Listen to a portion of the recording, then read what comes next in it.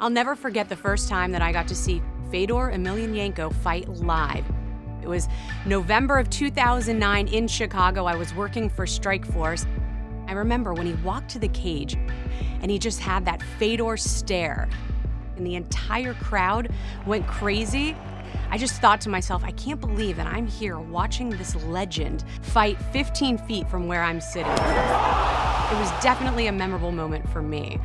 And I don't know if we're ever gonna have a heavyweight like Fedor. I mean, if you look at the guys that he's beat, the best heavyweights in their prime, the way he just dominated them, I don't know how you beat that. But what I do know is I cannot wait to see the last Emperor return to the cage and look to make Bellator history.